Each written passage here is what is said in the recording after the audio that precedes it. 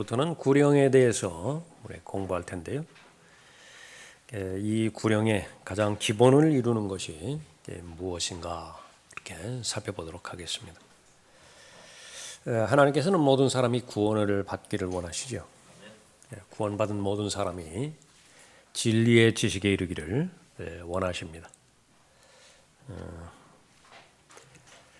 저 뒤에 지자매님 내 얘기 잘 들리세요? 잘 들려요? 예, 그렇습니다.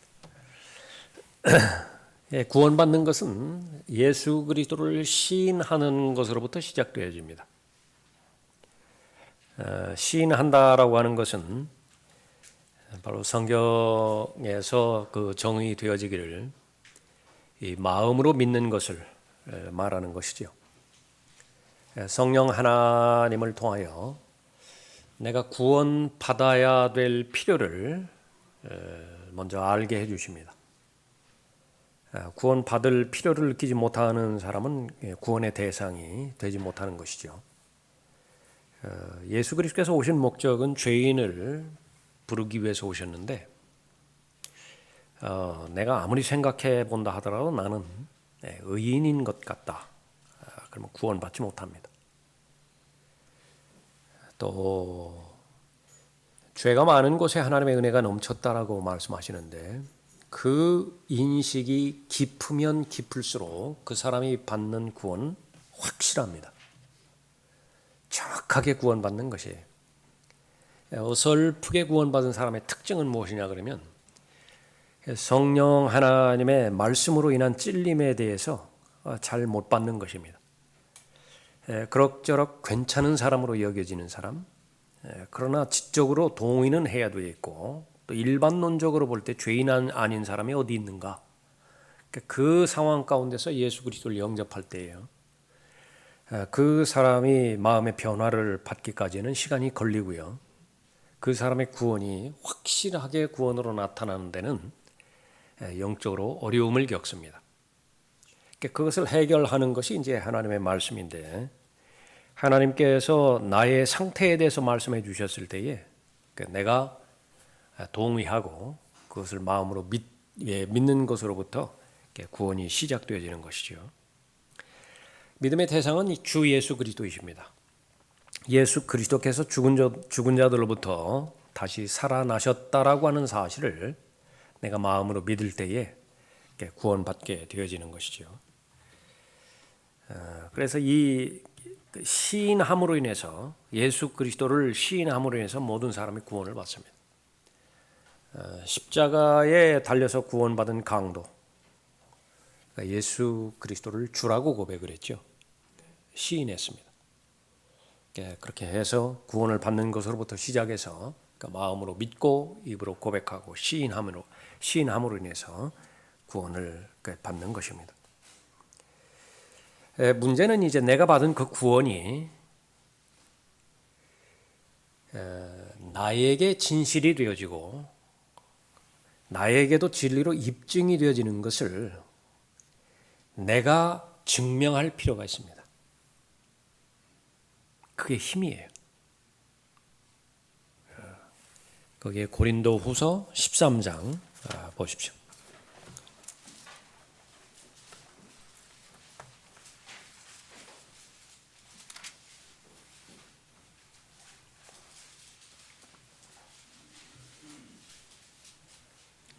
고린도후서 13장 5절에 너희가 믿음 안에 있는지 너희 자신을 시험하고 스스로 입증하라. 우리가 구원에 관련돼서 언급할 때 구원의 사실이 있죠. 구원이란 무엇인가? 어떻게 구원받는 것인가? 나는 구원받은 사람인가? 구원의 사실을 말하는 것입니다. 그런데 그 구원에 대한 사실을 뒷받침하고 입증해 주는 것이 확신과 즐거움이에요. 그러니까 나는 구원에 대한 사실은 아는데 구원에 대한 확신과 구원을 즐거워하는 그 부분에 있어서는 괴리감이 있다. 이거는 이제 본인이 해결해야 될 문제라 그 말이죠. 하나님께서는 모든 사람이 구원을 받기를 원하십니다. 진리의 지식에 이르기를 원하시죠. 그러니까 내가 구원받았다라고 한다면 그 구원에 대한 지식이 내 안에서 이루어지고 하나님께서 주신 이 영적인 사실을 즐기기를 원하시는 것입니다. 그것이 바로 스스로 입증해야 되는 그런 부분이죠. 너희가 너희 믿음 안에 있는지 너희 자신을 시험하고 스스로 입증하라. 예수 그리스도께서 너희 안에 계신 것을 스스로 알지 못하느냐? 그러니까 마음 안에서 이루어진 것이 구원의 역사예요. 다른 곳에서 이루어지는 것은 이야기가 아닙니다. 성경에서 경고하는 것은 머리에서 이루어지는 구원에 대해서는 엄히 경고하고 있죠. 그건 구원이 아니에요. 그건 동의입니다. 어떻게 할 수 있는 것이냐 그러면 마귀들도 예수 그리스도가 하나님의 아들이심을 얼마든지 동의할 수 있고요. 마귀들도 그 동의 하에서 예수 그리스도를 두려워할 줄 알아요. 두려워 떤다고요. 그렇다고 해서 마귀가 구원받은 것이냐? 아니에요. 예. 마음의 변화가 일어났느냐? 다시 말하면 인격적으로 내가 구원에 대한 지식을 성령 하나님을 통해서 나의 지성을 통해서 받아들이고 머리지요. 우리의 지성을 통해서 받아들이는 것입니다. 무엇을 받아들이는 것이죠? 내가 죄인이라고 하는 사실인데 성경에서 말하는 죄가 무엇이냐? 예수 그리스도가 없는 상태가 죄예요. 하나님이 없는 상태가 죄라 그래요. 지금까지 예수 그리스도를 받아들이기를 거부했습니다. 내가 추구하는 삶은 예수 그리스도 없는 하나님 없는 삶을 추구했어요. 그래서 그것이 예수 그리스도 없는 삶, 하나님이 없는 사람이 삶이라고 하는 것이 도덕적으로 방탕하고 아주 무질서하고 더럽고 가증스럽고 그런 것만 떠올려서는 안 된다. 오히려 그런 사람들은 본인이 알아요. 내가 죄인이라고 하는 사실을. 그래서 구원받기가 쉽습니다. 그러니까 정말로 어려운 사람은 어떤 사람이냐 그러면 법 없이 살 수 있는 사람이라고 하는 평을 받는 사람이에요. 바리새인들이죠. 자신들의 윤리 그 프레임에 갇혀가지고서 종교 프레임에 갇혀가지고 구원받을 수 있는 기회를 박탈해버리는 것입니다.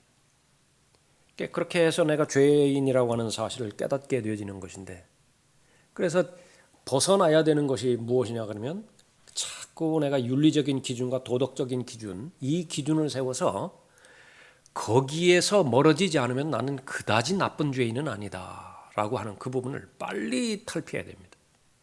하나님 보시기에 선한 사람은 없어요. 의인이 없다고요. 모든 사람이 악한 죄인이에요.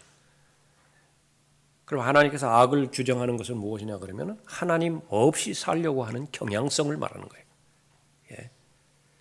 그래서 그것이 포장되어서 나온 죄일 수도 있고요. 포장되지 않은 상태로 나오는 죄일 수도 있어요. 다시 말하면 그 안에 쓰레기가 있는 것은 동일해요. 그런데 그냥 거친 그대로 그 상자 안에 담아두느냐 아니면 잘 포장을 해서 심지어는 금으로 금칠한 쓰레기통도 있을 수 있다는 말이죠. 예.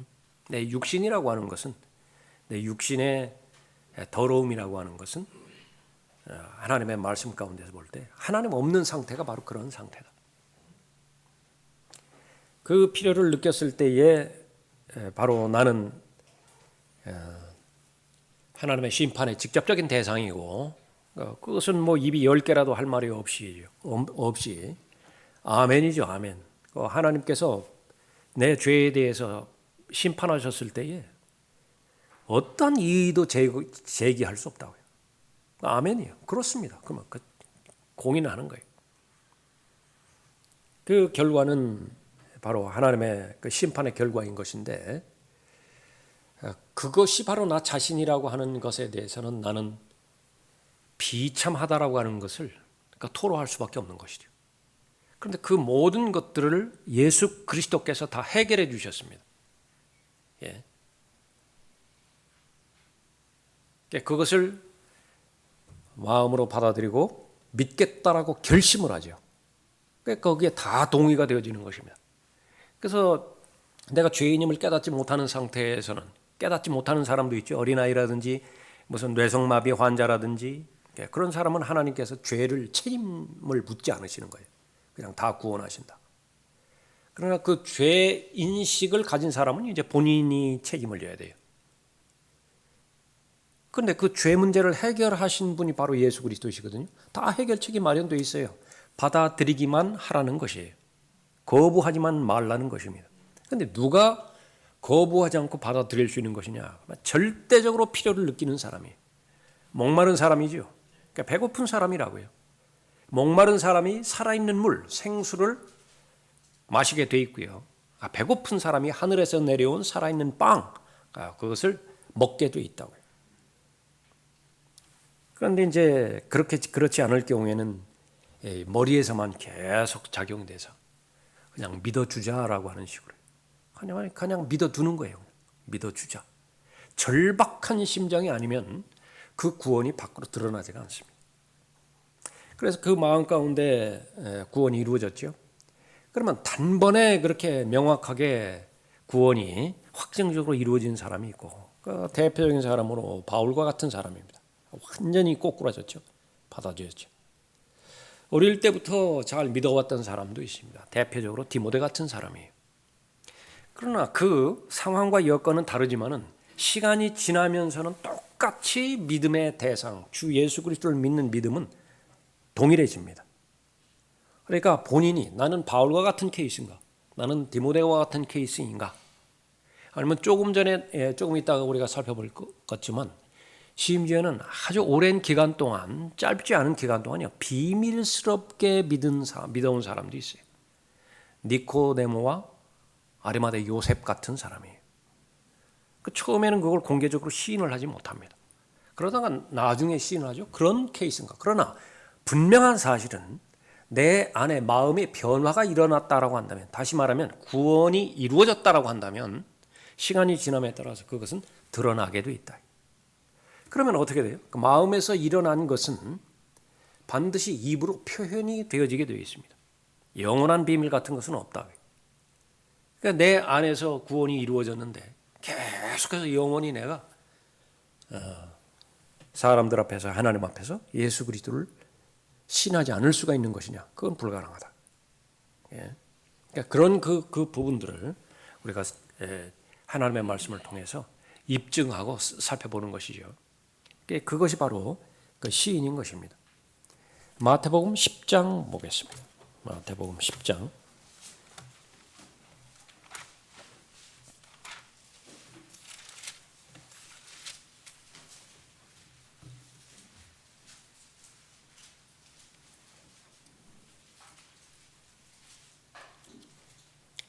(32절에)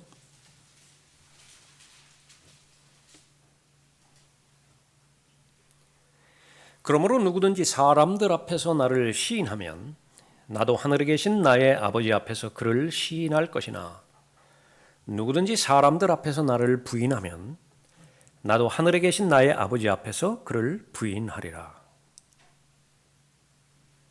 예수님께서는 생명을 주기 위해서 오셨고요. 풍성한 삶을 살게 하기 위해서 오셨습니다. 그러나 그 생명의 원천은 예수 그리스도 자신이고요.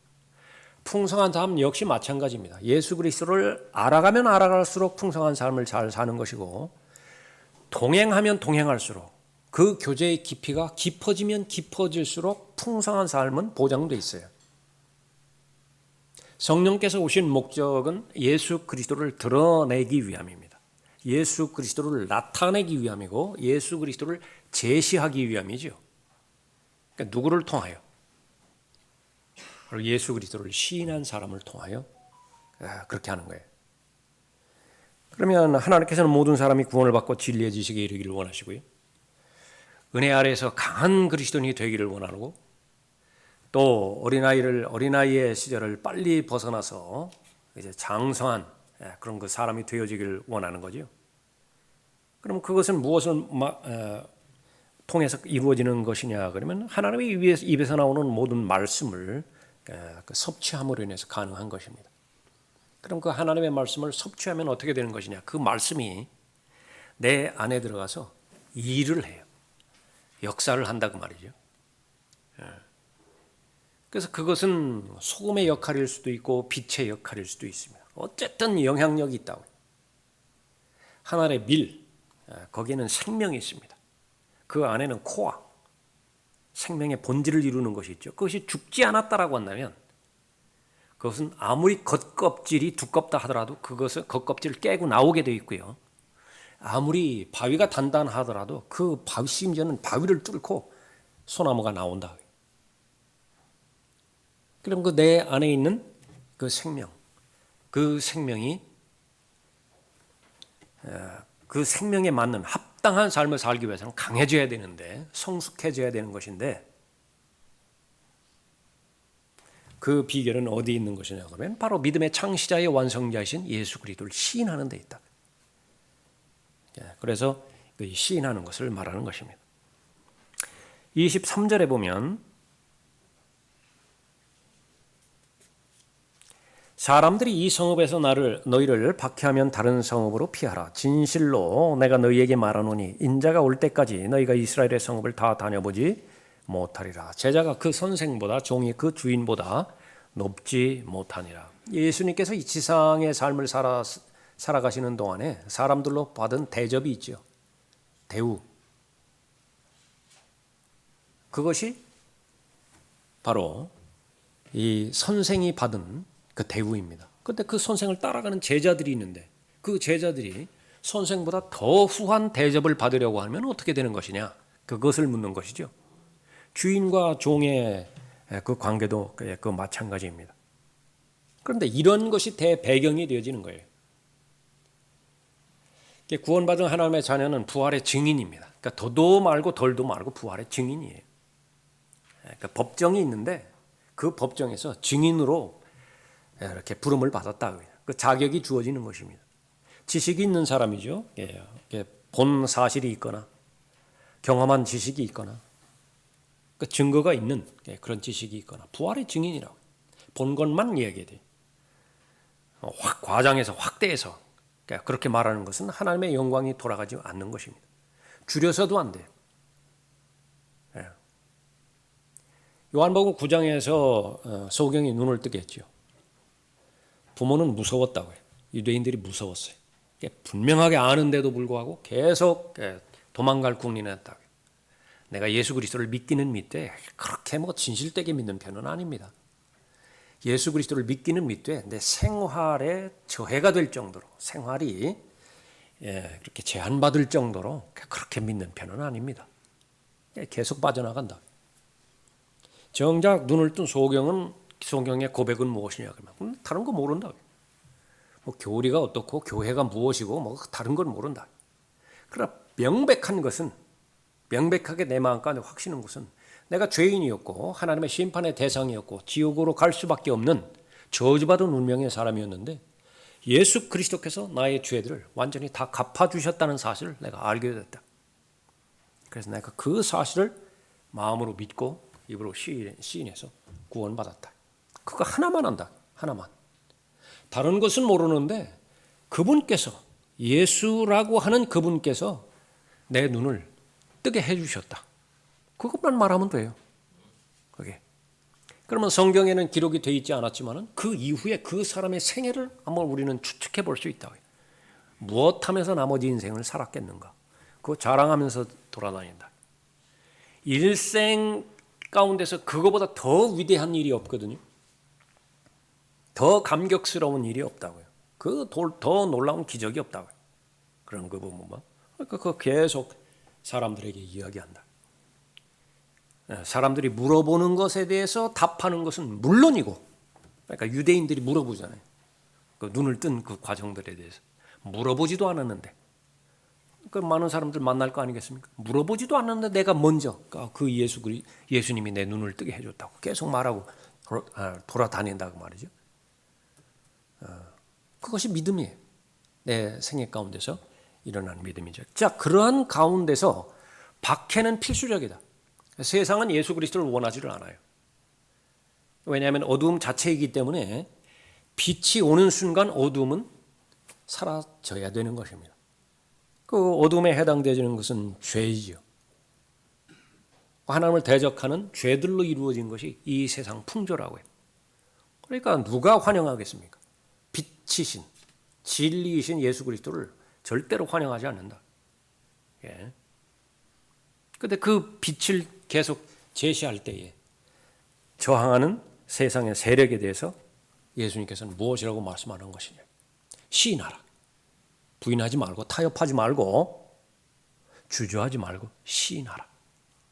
그렇게 되었을 때에 그 복의 혜택은 무엇이냐 그러면 그 당시에는 그것이 갈등의 요소이고 큰 부담의 그 상황이고 그렇지만 그것을 시인하고 했을 때에 그건 경험해 본 사람만이 알아요. 여기에 비결이 있습니다. 경험해 본 사람만이 안다.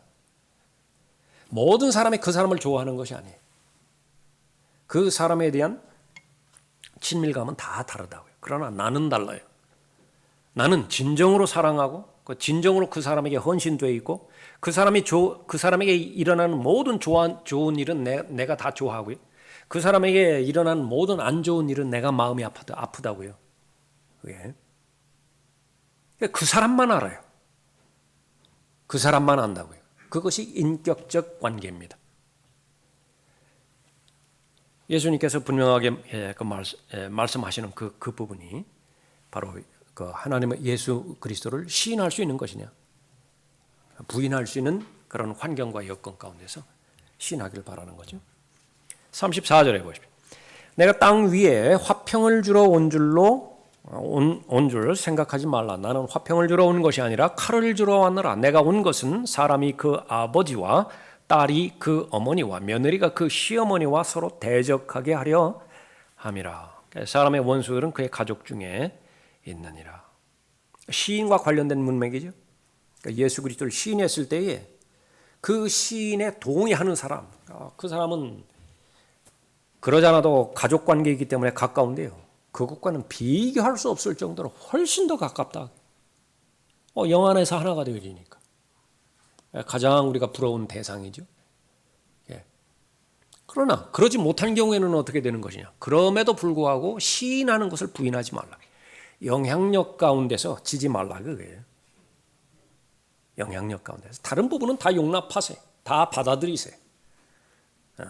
다 그 사람에게 그 우선 그 순위를 그렇게 주세요. 그러나 성경의 직접적인 진리에 관한 한, 예수 그리스도에 관한 한, 하나님께서 받으실 영광에 관한 한 그것은 입 막으면 안 돼요.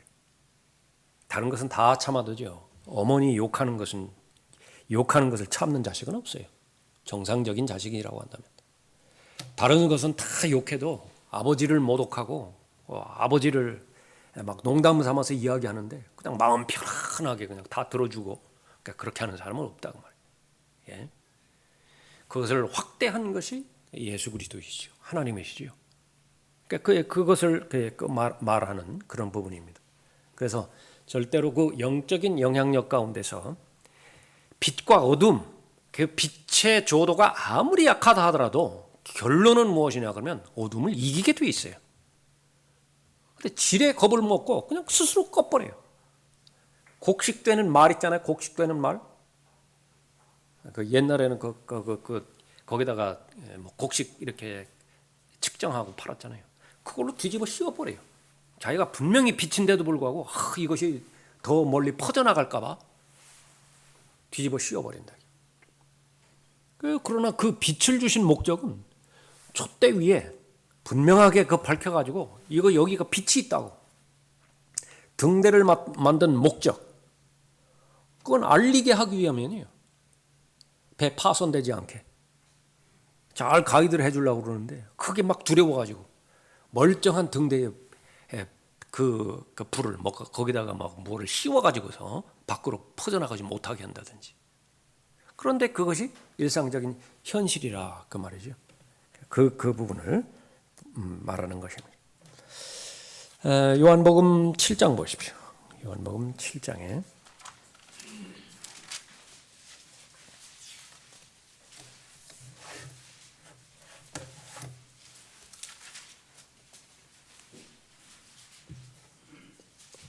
50절 보겠습니다.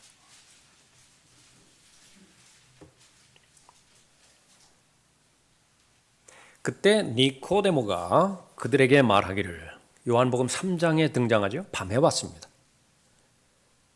그 니코데모예요. 그 니코데모가 그들에게 말하기를, 그는 그들 중에 한 사람으로 밤에 예수께 왔던 자라. 강조하죠.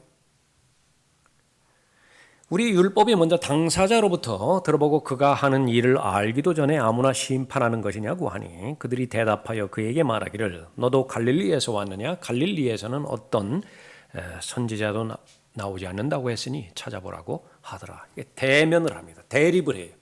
피하지 않습니다. 이제 여기에서는.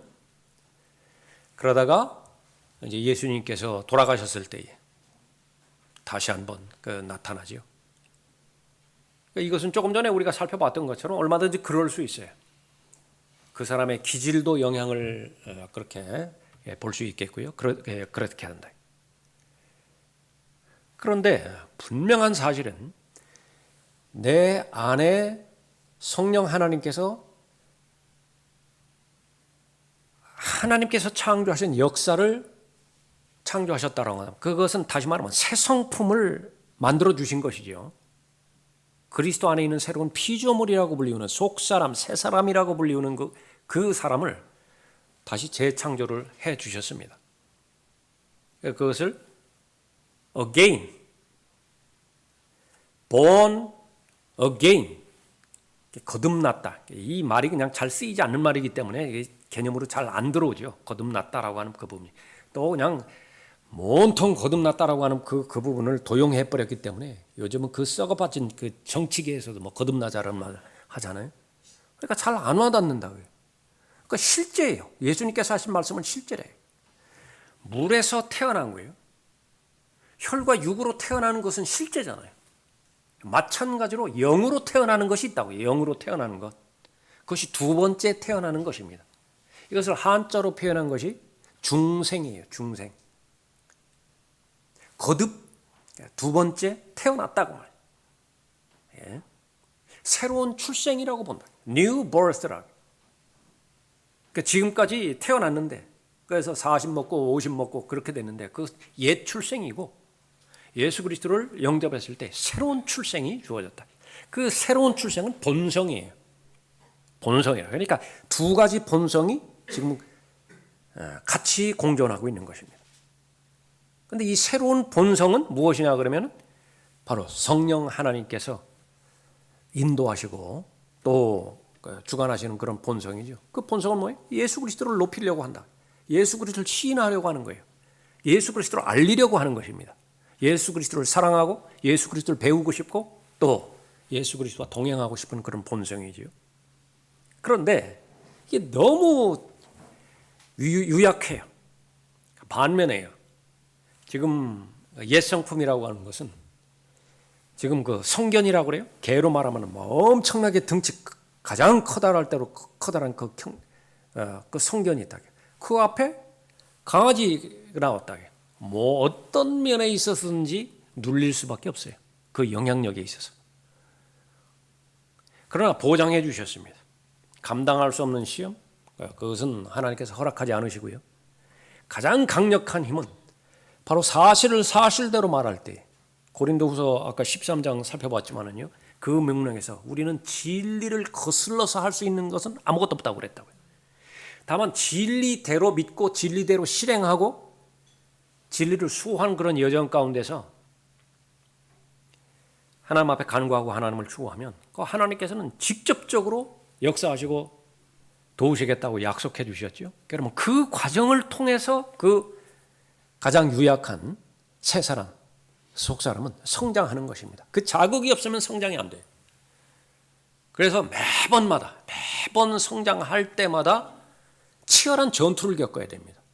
누구와의 전투냐 그러면 이 육신과의 전투예요. 다윗과 골리앗 같다. 지금 육신은 지금까지 막 거대할 정도로 거대했다. 골리앗은 날 때부터 전사라고 그랬죠. 맞아요. 육신이라고 하는 것은 태생할 때부터 하나님의 원수예요. 하나님을 대적하는 그런 원수다. 그것이 겉으로 드러나지 않았죠. 그래서 어린아이들 믿으면 안 됩니다.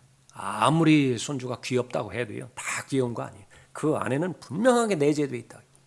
그러니까 죄성이 내재되어 있기 때문에 그것이 바로 온전한 사랑으로 되기 위해서는 계속해서 하나님의 말씀으로 하나님의 은혜로 인도를 해서 키워야 돼요. 그 아이에 있는 새 성품, 그 새 사람, 그것을 키워야 되는 것이죠. 그런데 그 모든 과정들은 어떤 과정을 겪느냐 그러면 바로 이 시인하는 그런 과정을 겪는 것입니다. 내가 하나님 앞에서 예수 그리스도를 시인하고, 그건 개인 기도가 되겠죠. 사람들 앞에서 예수 그리스도를 시인하는 것입니다. 니고데모, 처음에 예수 그리스도를 믿는 것이 비밀이었습니다.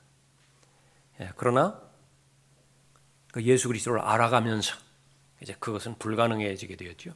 19장도 보세요. 요한복음 19장.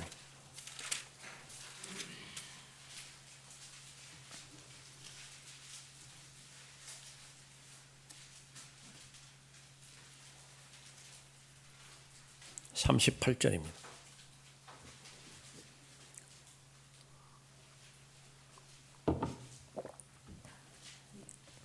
이런 일 후에 예수의 제자였으나, 중요합니다. 예수의 제자였다고 그랬죠.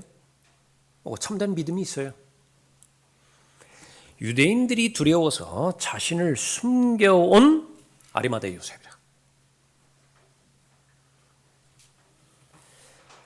아리마대 요셉이 예수의 시체를 가져가겠다고 빌라도에게 간청하니 빌라도가 허락한지라. 그러므로 그가 와서 예수의 시체를 가져갔더라. 또 일찍이 밤에 예수께 왔던 니코데모, 또 여기에 반복을 하죠. 밤에 왔다, 밤에 왔다.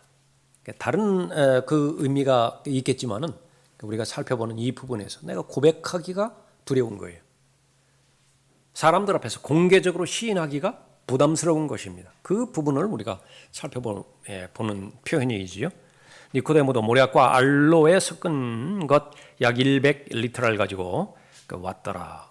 근데 이 상황은 어떻게 돼요? 자기 목숨 내놓은 상황이에요. 제자들 다 도망갔잖아요. 제자들 다 도망갔다. 그 지금 예수 그리스도를 시인한다라고 하는 것은 아리마대 요셉과 이 니코데모가 그러면 똑같이 처형당할 위기에 정치적인 현실로 보자고 한다면 그렇게 돼 있다. 그럼에도 불구하고 극복이 되는 거예요. 그러니까 어떻게 극복이 되는 것이냐? 분명히 내가 사실을 알지요. 진리를 알지요. 그런데 이 사실, 알게 되지는 이 진리를 내 의지와 결합하기를 원하는 거예요.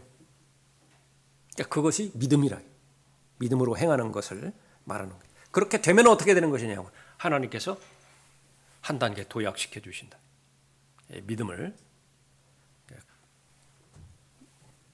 행해 주는 것입니다. 또 12장 42절에 보죠. 요한복음 12장 42절에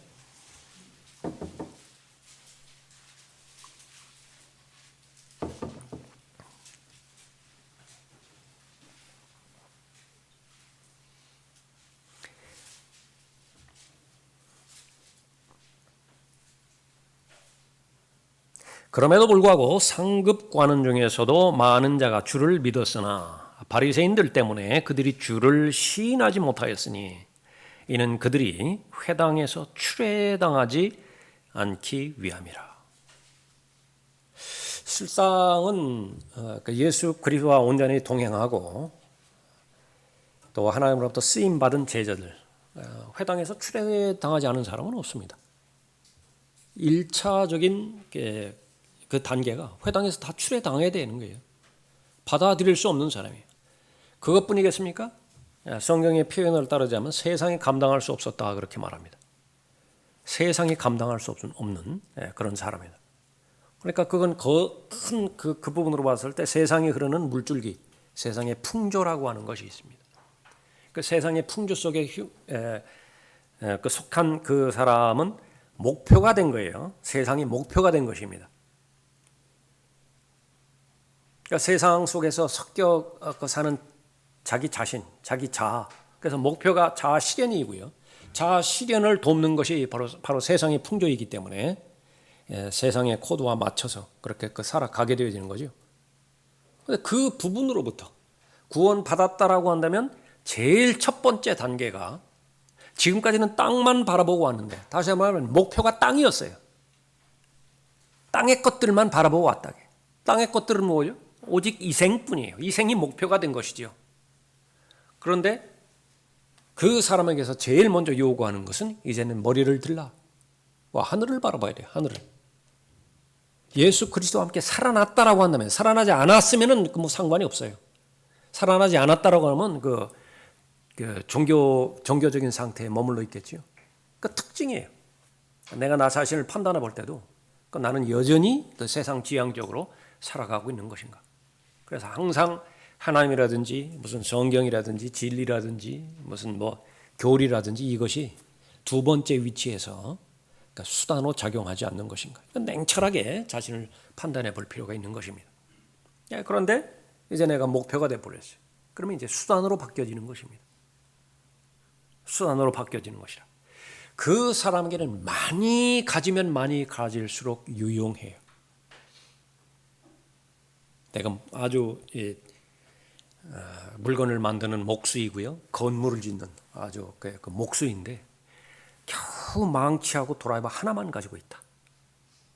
그럼에도 불구하고 일을 해요. 분명히 일을 할 거예요. 기술이 있고 또 그 지혜가 있으니까. 그러니까 한계가 있겠죠.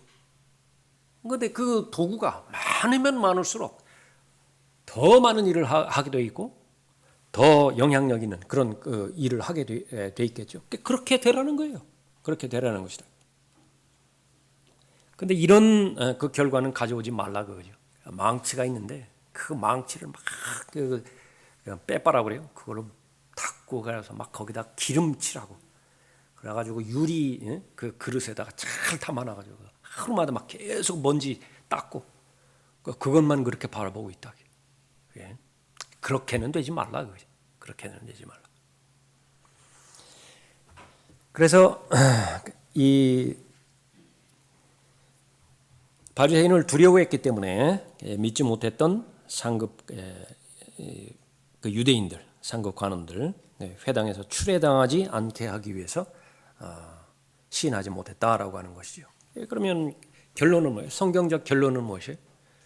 여기 영광과 관련되어 있죠.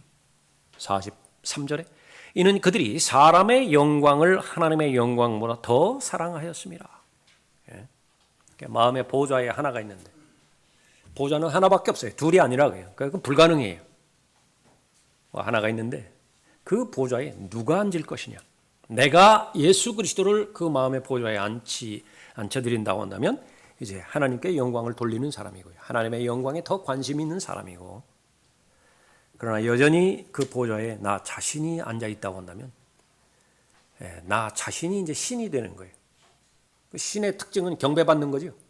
사람들로부터 인정받기를 원하고 숭배받기를 원하고 사람들로부터 영광받기를 원하는 거예요. 그 대상이 바로 나 자신인 것이죠. 이것을 점검하는 것이 무엇이냐? 바로 시인이다. 시인에 관련된 부분이라. 요한복음 21장 보겠습니다. 마지막 장에.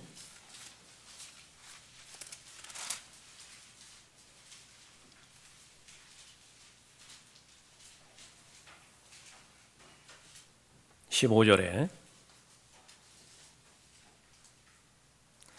그리하여 그들이 식사를 끝마쳤을 때 예수께서 시몬 베드로에게 말씀하시길 요나의 아들 시몬아 내가 이 사람들보다 나를 더 사랑하느냐. 지금 그 시인에 관련된 부분을 공부하고 있으니까 사랑이라고 하는 말을 시인과 연결해서 생각해 보도록 합니다. 이 부분이 나타나는 그 배경은 너무나 잘 알죠. 예수 그리스도에 대해서 호언장담했던 베드로인데 혈과 육을 믿어버린 거죠. 그러나 예수님의 그 가르침과 예수님의 경고를 받아들였어야 됐다고요. 예수님의 경고를 받아들였다고 한다면 기도했을 것이고 기도했다라고 하면 성령께서 도우셨을 것이라고요. 그러면 3번씩이나 반복해서 예수 그리스도를 부인하지는 않았을 것이란 말이에요. 그러니까 누가 예수 그리스도를 부인했느냐? 수제자가 부인한 거예요. 예수 그리스도를 가장 잘 따랐던 사람이 부인을 해버렸다. 이것을 명심해야 됩니다. 육신의 속성이라고 하는 것은 성령 하나님의 인도함을 받지 못하고 성령 하나님의 보호하심을 받지 못하는 상태에서는요, 어떤 일도 일어나게 돼 있어요. 그리스도인에게 어떤 일도 일어나게 돼 있습니다. 그러니까 베드로만 탓할 것이 아니라, 조금 전에 살펴봤지만, 그 니코데모, 그렇게 소심한 사람은 아닌 것 같다. 나는 믿을 때부터 예수 그리스도를 시인했고 공개적으로 예수 그리스도를 시인했다. 그러니까 거기에만 매달려서는 안 된다, 그죠? 성경에서는 본질을 말씀하고 있는 것이니까. 한 번 부인하고 두 번 부인하고 세 번 부인했을 때에 예수님께서는 내가 나를 사랑하느냐 그렇게 반문하시고 회복시켜 주시는 것이죠. 시인하게 됐다. 그래서 바로 이 시인과 관련돼서, 시인하는 것과 관련돼서 가장 귀한 본보기, 그 사람들 가운데 하나가 시몬 베드로입니다. 분명히 제자예요.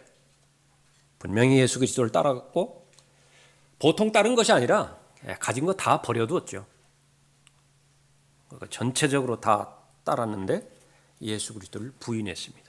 부인했다라고 하는 말은 성경적 관점에서 보면 저주했다고 말이죠. 염려에서 계속 벗어나지 못한다.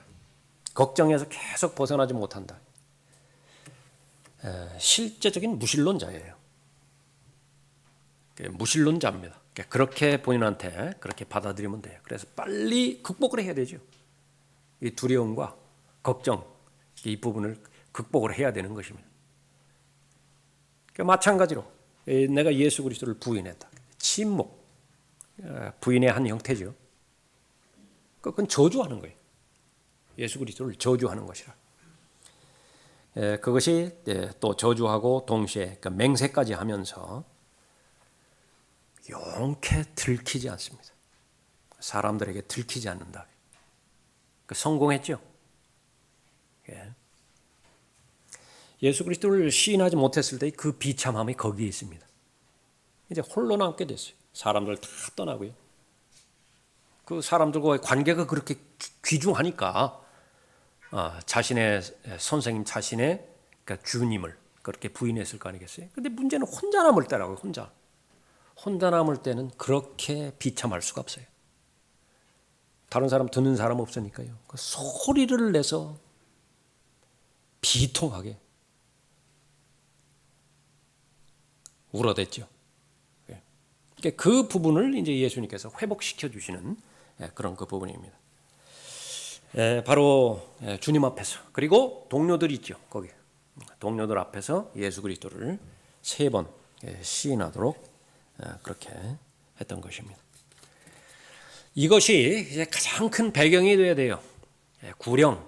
그러면 거기에는 어떻게 구령을 그렇게 잘 할 수 있는 것이냐, 구령의 또 요령은 어떻게 될 것이냐, 구령의 구체적인 그런 그 세부 사항들, 이것들 우리가 알아가는 것은 이제 필수적이지만은, 그러나 이 부분들은 한두 번 하고 말 것이 아니고요. 우리가 들림마다 올라갈 그때까지 계속해서 해야 될 그런 부분이고, 시인하는 것이, 예수 그리스도를 시인하는 것이 바로 구령뿐 있는 거예요. 구령은 극히 일부분이에요. 극히 일부분에 구령이 이제 포함이 되어 있는 부분이고, 또 예수 그리스도를 시인하는 것, 얼마만큼 다양한 그런 그 부분에서 예수 그리스도를 시인하는 그 영역을 두셨는가, 그걸 우리가 봐야 됩니다. 그러니까 한두 번 더 이렇게 하고요. 또 구체적으로 구령에 대해서 공부하도록 하겠습니다. 오늘 여기까지 하겠습니다.